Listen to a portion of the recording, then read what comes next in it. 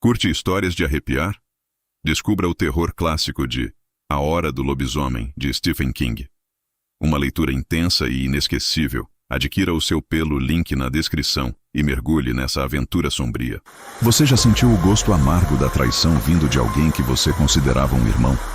Em 1999, eu aprendi da pior forma que a inveja pode transformar um amigo em seu pior inimigo. Meu nome é Lucas, e essa é a história de como quase perdi a vida para um lobisomem enviado por alguém em quem eu confiava cegamente. Eu tinha 24 anos na época. Morava em uma cidadezinha do interior cercada por matas densas e lendas antigas. Todos conheciam as histórias sobre criaturas que rondavam as florestas à noite. Mas, como qualquer jovem, eu nunca dei muita atenção. A vida era simples. Trabalho durante o dia, encontros com amigos à noite e às vezes umas festas improvisadas, na beira da mata. Entre os meus amigos, havia um em especial que eu considerava como um irmão, Diego. Diego e eu crescemos juntos. Ele era o tipo de pessoa que conseguia iluminar qualquer ambiente com um sorriso, mas também carregava uma sombra nos olhos que eu nunca consegui decifrar completamente. Não era algo que me preocupava. Afinal, ninguém é perfeito, certo? Em algum momento, as coisas mudaram. Quando consegui um emprego melhor como gerente em uma pequena loja da cidade, percebi que Diego começou a se afastar. Ele nunca disse nada diretamente, mas as indiretas eram afiadas como facas. Comentários sobre como eu tinha sorte demais, ou sobre como a vida era injusta com algumas pessoas, passaram a ser frequentes. Eu tentava ignorar. Afinal, amigos são amigos. Uma noite, Diego me convidou para uma conversa. Ele estava estranhamente calmo, quase frio. Disse que queria se desculpar por ter sido um mau amigo e sugeriu que saíssemos para espairecer. Ele mencionou uma trilha na floresta que, segundo ele, levava a um mirante com uma vista espetacular. Relutei, mas acabei aceitando. Era minha chance de reconectar-me com o meu melhor amigo. Chegamos à trilha pouco antes do anoitecer. O ar estava pesado, como se a floresta inteira estivesse prendendo a respiração. Diego liderava o caminho, conversando de forma superficial, mas algo no tom de voz dele me incomodava. Parecia ensaiado. Depois de cerca de meia hora caminhando, ele parou em um ponto que parecia não levar a lugar nenhum. Quando perguntei, ele apenas sorriu e disse que precisava voltar para buscar algo no carro. Antes que eu pudesse falar alguma coisa, ele virou as costas e desapareceu entre as árvores. Fiquei ali, sozinho, cercado por uma escuridão crescente. O vento assobiava entre as folhas, criando sons que pareciam sussurros. Depois de alguns minutos, comecei a sentir uma presença. Não era apenas paranoia, era algo real, palpável. Então eu ouvi um rosnado baixo, quase gutural, vindo de algum lugar à minha direita. Meu coração disparou. Olhei ao redor, tentando encontrar alguma explicação racional. Talvez fosse um cachorro perdido, pensei. Mas então os sons ficaram mais altos, mais próximos. Galhos quebrando, passos pesados, respiração acelerada. E finalmente, eu o vi. No meio da penumbra, uma figura enorme surgiu entre as árvores. Era alto, com pelo negro e olhos que brilhavam como brasas. Suas garras pareciam afiadas, o suficiente para rasgar carne, e a boca. Aquela boca estava cheia de dentes pontiagudos, como facas prontas para dilacerar. Era um lobisomem, e ele estava olhando direto para mim. Parei, incapaz de me mexer. Meu corpo inteiro gritava para correr, mas minhas pernas estavam presas como se fossem feitas de chumbo. Quando a criatura deu o primeiro passo em minha direção, algo finalmente se quebrou dentro de mim, e eu corri. Corri como nunca antes, desviando de árvores e pulando sobre raízes. O som dos passos pesados e rosnados furiosos não diminuía. Pelo contrário, parecia que ele estava cada vez mais perto. O medo me dominava. Minha mente estava em caos, mas uma pergunta se destacava. Por que Diego me deixou ali? Depois do que pareceram horas, avistei uma cabana velha no meio da mata. Era pequena e parecia estar abandonada, mas naquele momento era minha única chance. Entrei e tranquei a porta com uma trave de madeira que estava encostada na parede. Minha respiração era rápida e superficial, e meu coração parecia que ia explodir. Lá fora, o lobisomem uivou. O som era aterrorizante, carregado de fome e raiva. Comecei a procurar algo para me defender. Encontrei um pedaço de ferro enferrujado, provavelmente parte de uma antiga ferramenta, e o segurei com toda a força. A criatura começou a forçar a porta.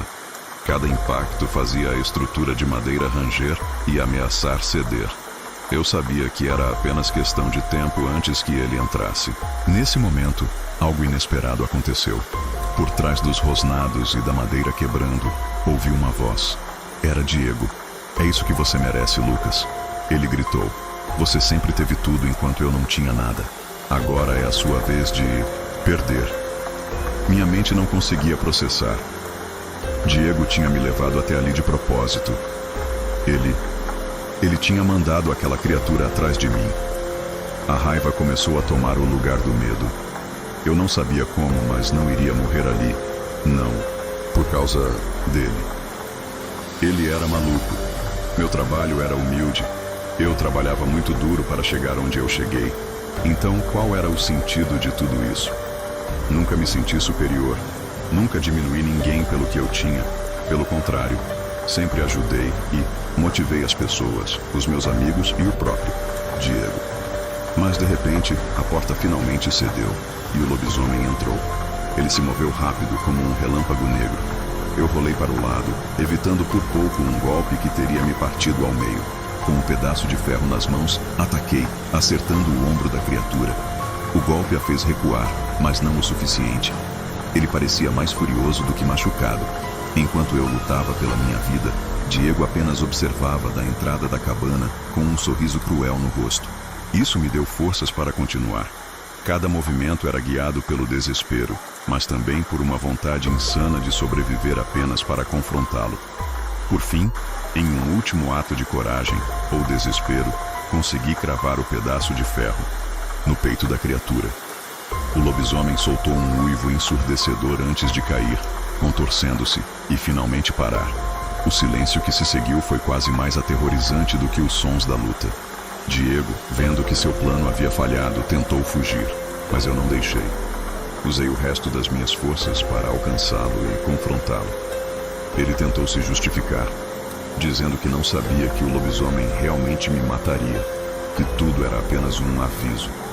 Mas seus olhos diziam outra coisa. Ele sabia exatamente o que estava fazendo. Eu dei uma bela de uma surra nele e o deixei ali, na floresta, sozinho.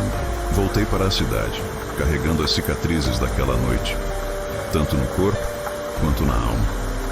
Nunca mais vi Diego, e não sei o que aconteceu com ele. Talvez a floresta tenha decidido que ele merecia uma lição.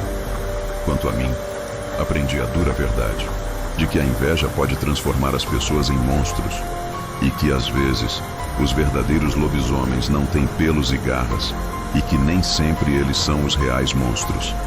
Mas de qualquer jeito... Curte histórias de arrepiar? Descubra o terror clássico de A Hora do Lobisomem, de Stephen King. Uma leitura intensa e inesquecível. Adquira o seu pelo link na descrição e mergulhe nessa aventura sombria. Olá, muito boa noite. Meu nome é Leandro, e o que vou contar aconteceu no ano de 1980. Eu tinha 20 anos na época. Sempre fui alguém tranquilo, do tipo que evita confusão. Nunca puxei briga com ninguém, e por isso era bem visto na minha cidadezinha. Apesar disso, não significa que não exista gente com inveja ou rancor sem motivo. Mas enfim, essa história não é sobre isso. Era uma noite como outra qualquer, e eu tinha combinado com meu amigo José de fazermos uma caçada. A ideia era simples: abater 1 ou 2 animais, pescar uns peixes e preparar um almoço para as nossas famílias no dia seguinte. José e eu éramos bem próximos, quase como irmãos. A gente sempre se ajudava, dividia histórias e compartilhava momentos como esses. Cheguei ao ponto de encontro, uma loja de equipamentos que ficava na entrada da cidade. Lá estava José, terminando de pegar umas redes novas, já que as nossas tinham rasgado durante a última pescaria. Me aproximei devagar e chamei: José. Ele se virou com aquele sorriso largo que só ele tinha. Leandro, E aí, meu irmão? Nós nos cumprimentamos com um aperto de mão firme e um abraço, como de costume. Depois disso, colocamos nossas coisas na traseira da caminhonete dele e seguimos viagem até a floresta. A noite estava fria e a escuridão parecia mais densa do que o normal, mas nada disso nos incomodava. Era quase uma tradição para nós. Quando chegamos ao nosso destino, pegamos nossos equipamentos e nos embrenhamos mata adentro. A caça foi rápida. Abati um cervo, enquanto José conseguiu alguns pássaros. Já tínhamos o suficiente, então partimos para o rio ali perto, onde pretendíamos pescar os peixes que faltavam. Montamos as varas e estendemos as redes na água, mesmo achando que não seria necessário. O tempo passou rápido e, de repente, já era meia-noite. O silêncio da floresta era quase absoluto, quebrado apenas pelo som da água corrente e dos grilos. Foi então que comecei a sentir algo estranho, uma sensação desconfortável. Era como se algo, ou alguém, estivesse nos observando. Um arrepio subiu pela minha espinha e os pelos do meu braço se eriçaram. Olhei ao redor, tentando identificar o que estava causando aquele incômodo, mas não vi nada. Mesmo assim, o peso daquela presença parecia cada vez mais próximo. Olhei para José, mas ele parecia tranquilo, focado em ajeitar as redes. Resolvi ignorar e voltei a atenção para a pesca. Porém, aquele desconforto só aumentava, como se algo estivesse se escondendo nas sombras, esperando o momento certo para se revelar. Mais uns 30 minutos se passaram e nada de peixe. A paciência já tinha ido embora junto com o silêncio da noite. Eu virei para José e falei: "Ei, José, bora para casa. Não vamos pegar nada aqui e já está tarde. Se precisar, compramos uns peixes na manhã seguinte." José, meio relutante, olhou para a água como se esperasse que algo milagroso surgisse, mas acabou concordando com um aceno. "Tá certo. Vamos embora." A gente se levantou e começou a recolher as redes, mas foi aí que aconteceu. O som veio primeiro, um barulho estranho que parecia um grunhido, algo entre um gemido humano e o rugido de um animal. O som reverberava no ar, gelando meu sangue. Antes que conseguíssemos entender o que era, ouvimos passos pesados vindo da mata, quebrando galhos como se fosse uma criatura enorme. Eu e José ficamos paralisados por alguns segundos. Aquilo não era um animal comum. E então vimos, no meio da escuridão, um par de olhos vermelhos brilhava como brasas ardentes. Eles nos encaravam com uma intensidade que fazia o tempo parecer parar. O que quer que fosse começou a se revelar. Primeiro, os contornos de um corpo peludo e negro, maior do que qualquer coisa que eu já tinha visto. Depois, veio o detalhe que nos deixou congelados. Aquela coisa ficou de pé, como gente. Tinha mais de 2 metros de altura, talvez mais. Seus braços eram desproporcionais, longos, com dedos que terminavam em garras afiadas como lâminas. O rosto parecia o de um cachorro ou um lobo, com um focinho alongado e uma boca cheia de dentes afiados, prontos para rasgar qualquer coisa. Suas pernas viradas para trás davam um aspecto ainda mais assustador. O monstro rosnou, mostrando os dentes, e começou a se aproximar lentamente. José estava tão pálido que mal conseguia respirar, mas conseguiu sussurrar: "Isso é um lobisomem, Leandro."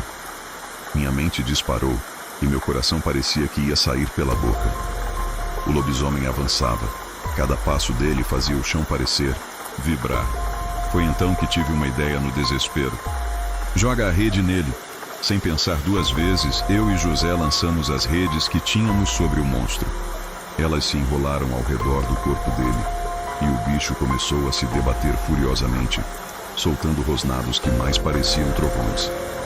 Aproveitamos a chance e pulamos na água. Não queríamos arriscar ficar ali por mais um segundo.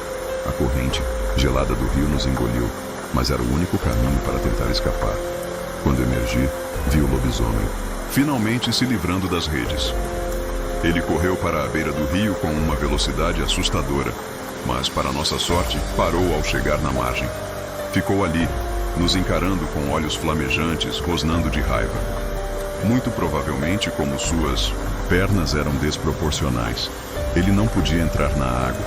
Nadamos para longe o mais rápido que podíamos, enquanto o rugido do monstro ecoava na noite. Sobrevivemos àquele monstro,